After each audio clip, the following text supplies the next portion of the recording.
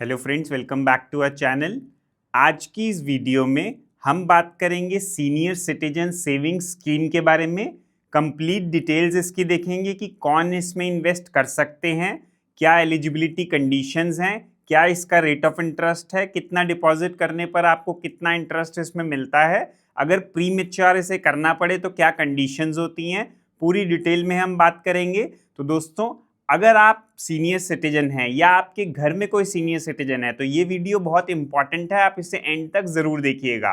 Video के and में हम ये भी बात करेंगे कि क्या आपको इस स्कीम में इन्वेस्ट करना चाहिए या कोई बेटर ऑल्टरनेटिव भी है। तो दोस्तों, वीडियो में एंड तक बने रहना। मैं हूं पुनीत नागपाल, एक सर्टिफाइड फाइनेंशियल प्लानर। अगर आप हमारे चैनल पे नए हैं तो इसे सब्सक्राइब ज़रूर कर लीजिएगा। तो चलिए वीडियो को जल्दी से स्टार्ट करते हैं। तो फ्रेंड्स, सबसे पहले बात करते हैं कि सीनियर सिटीजन सेविंग स्कीम यानी शॉर्ट में SCSS में कौन इन्वेस्ट कर सकते हैं। देखिए, कोई भी व्यक्ति जिनकी एज 60 या उससे ज़्यादा है और वो रेजिडेंट इंडियन है तो वो इस स्कीम में इन्वेस्ट करने के लिए एलिजिबल हैं। दोस्तों, अगर किसी की एज 55 भी है और उन्होंने वॉलेंट्री रिटायरमेंट लिया है यानी VRS लिया है तो वो भी इसमें इन्वेस्ट कर पाएंगे। और किसी की एज अगर 50 से ऊपर है और वो डिफेंस एम्प्लॉयज़ हैं, रिटायर हो चुके हैं, तो वो भी इसमें इन्वेस्ट करने के लिए एलिजिबल हैं। बस ध्यान ये रखना होगा कि जो रिटायरमेंट बेनिफिट मिलता है उसको 1 महीने के अंदर इन्वेस्ट करना होगा, तभी वो स्कीम में इन्वेस्ट करने के लिए एलिजिबल हैं। दोस्तों, एक नाम से भी आप इसमें इन्वेस्ट कर सकते हैं या स्पाउस के साथ जॉइंट अकाउंट भी आप खोल सकते हैं। बात करते हैं, अगर जॉइंट अकाउंट आप खोल रहे हैं तो फर्स्ट होल्डर जो डिपॉजिटर है, फर्स्ट होल्डर जो है उसी के नाम का वो अकाउंट माना जाएगा और एलिजिबिलिटी कंडीशंस उनके हिसाब से देखी जाएंगी। चलिए अब बात करते हैं कि स्कीम में कितना डिपॉजिट किया जा सकता है। कम से कम मिनिमम इसमें 1,000 रुपये आप इन्वेस्ट कर सकते हैं और 1,000 के मल्टीपल में उससे ज़्यादा भी आप इन्वेस्ट कर सकते हैं। एक ही बार इन्वेस्ट करना होता है, इसमें मंथली इन्वेस्ट करने का कोई ऑप्शन नहीं होता है।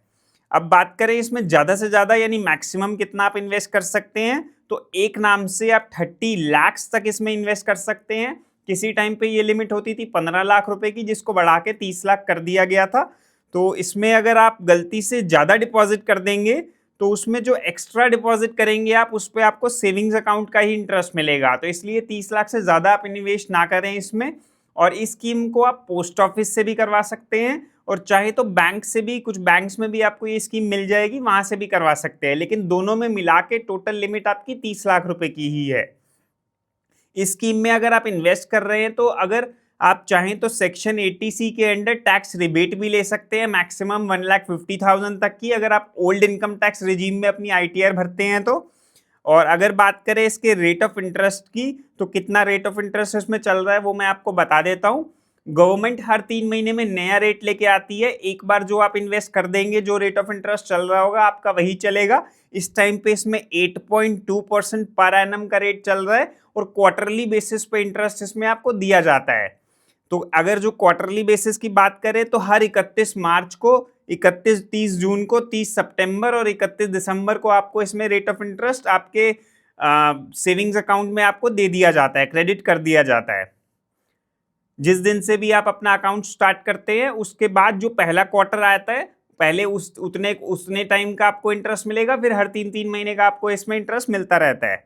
अगर आप इंटरेस्ट क्लेम नहीं करते तो उस पर कोई एडिशनल इंटरेस्ट आपको नहीं मिलता है। तो इस बात का ध्यान रखिएगा, अगर आप स्कीम में निवेश कर रहे हैं, इन्वेस्ट कर रहे हैं, तो जो भी इंटरेस्ट आपका बनता है आप उसे क्लेम ज़रूर करें। आप वो टाइम टू टाइम लेते रहे। अगर आपको वो नहीं चाहिए तो कहीं और आप री इन्वेस्ट कर सकते हैं, जैसे पोस्ट ऑफिस के रेकरिंग डिपॉजिट में री इन्वेस्ट कर सकते हैं या आप SIP में इन्वेस्ट कर सकते हैं, वो अलग बात है।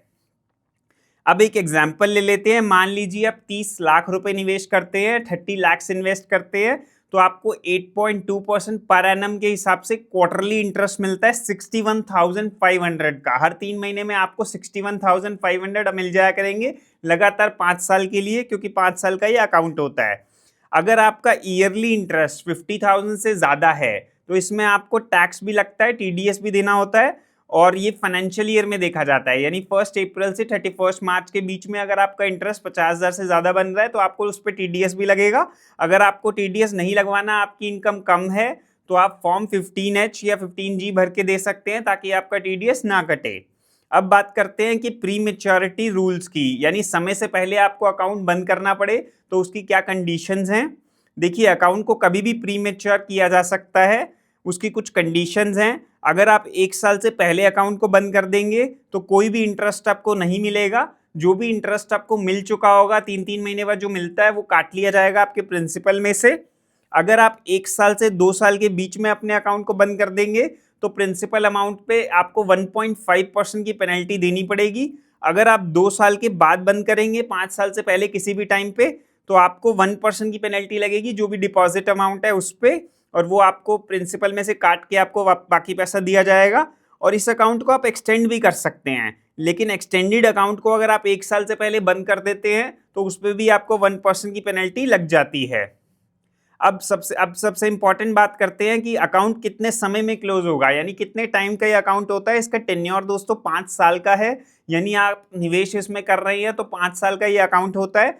अगर अकाउंट होल्डर की डेथ हो जाती है तो जिस दिन अकाउंट होल्डर की डेथ हुई है उसके बाद से जब तक आप क्लेम नहीं करते पैसा, तब तक आपको सेविंग्स अकाउंट का ही रेट मिलेगा। ऐसा नहीं है कि 8.2% का रेट आपका चलता रहेगा। अगर स्पाउस जॉइंट होल्डर है या सोल नॉमिनी है तो वो भी अकाउंट को कंटिन्यू कर सकती हैं मैच्योरिटी तक। और बात करें, लेकिन स्पाउस जो हैं सीनियर सिटीजन अकाउंट के लिए एलिजिबल होनी चाहिए, यानी उनकी एज भी 60 अबव होनी चाहिए, तभी वो उसको कंटिन्यू कर पाएंगी। अब क्या ये अकाउंट का समय बढ़ाया जा सकता है, यानी आज को एक्सटेंड किया जा सकता है? जी हाँ, अकाउंट होल्डर मैच्योरिटी पर 3 साल के लिए एक्सटेंड इस अकाउंट को भी किया कर सकते हैं। 3-3 साल के ब्लॉक में इस अकाउंट को एक्सटेंड किया जा सकता है। अकाउंट को मैच्योरिटी के 1 साल के अंदर आप एक्सटेंड कर सकते हैं एक्सटेंडेड अकाउंट पे, लेकिन रेट ऑफ इंटरेस्ट आपको वही मिलेगा जो उस टाइम चल रहा होगा। जैसे आज आपने कराया 8.2% का रेट चल रहा है तो आपको 8.2% मिल गया, लेकिन जरूरी नहीं है 5 साल बाद भी 8.2% हो सकता है उस टाइम 7% का रेट चल रहा हो। तो अगर आप एक्सटेंड करेंगे तो जो उस टाइम रेट चल रहा होगा आपको वो मिलेगा आपके एक्सटेंडेड अकाउंट पे। तो फ्रेंड्स, ये तो थी जानकारी सीनियर सिटीजन सेविंग स्कीम के बारे में। मैंने पूरी कोशिश करी है कि ज़्यादा से ज़्यादा कंप्लीट डिटेल्स आपको प्रोवाइड की जाए। अब बात करते हैं कि क्या आपको इस स्कीम में इन्वेस्ट करना चाहिए या कोई बेटर ऑल्टरनेटिव भी आपके पास है। तो दोस्तों, अगर आप एक सेफ इन्वेस्टमेंट चाहते हैं जिसमें कोई रिस्क ना हो, गवर्नमेंट की स्कीम हो, तो इससे ज़्यादा रेट ऑफ इंटरेस्ट आपको कहीं नहीं मिलेगा मार्केट में एट प्रेजेंट। क्योंकि अगर आप पोस्ट ऑफिस की दूसरी स्कीम्स भी देखेंगे, जैसे मंथली इनकम स्कीम, तो उसमें 7.4% का रेट मिलता है। टाइम डिपॉजिट अकाउंट देखेंगे 5 साल का, तो वहाँ भी लगभग 7.5 के आसपास का रेट आपको दिखने को मिलता है। तो 8.2% का रेट तो आपको कहीं नहीं मिलेगा इस टाइम पे। बैंक एफडी करने चाहेंगे तो वहाँ भी रेट्स कम है। तो ये एक अच्छा अट्रैक्टिव ऑप्शन है। लेकिन अगर आप अपने पैसों पे थोड़ा सा रिस्क ले सकते हैं तो आप म्यूचुअल फंड्स की तरफ जा सकते हैं, जहाँ पे आपको 12 से 14% के रिटर्न्स देखने को आराम से मिल जाते हैं अगर आप 5-6 साल का टाइम देते हैं तो। वहाँ पे अगर आपको रेगुलर इनकम चाहिए तो आप सिस्टमैटिक विड्रॉल प्लान का ऑप्शन भी चूज कर सकते हैं, लेकिन वहाँ पे आपको कोई गारंटी देखने को नहीं मिलती है। और मैं सजेस्ट ये करता हूं कि जब भी आप अपना पैसा निवेश करें, भले ही आप एक सीनियर सिटीजन हैं, आप सारा पैसा ना तो स्कीम में लगाएं ना सारा पैसा म्यूचुअल फंड में लगाएं। आपको एक एसेट एलोकेशन करना चाहिए, यानी कुछ पैसा म्यूचुअल फंड में भी लगाना चाहिए, कुछ पैसा यहाँ पे भी लगाना चाहिए, depending upon your financial goals and risk taking capacity. तो दोस्तों, ये थी आज की वीडियो। उम्मीद है आपको ये वीडियो पसंद आई होगी। मिलते हैं आपसे अगली वीडियो में, तब तक के लिए अपना ध्यान रखिए, खुश रहिए। Thank you so much for watching.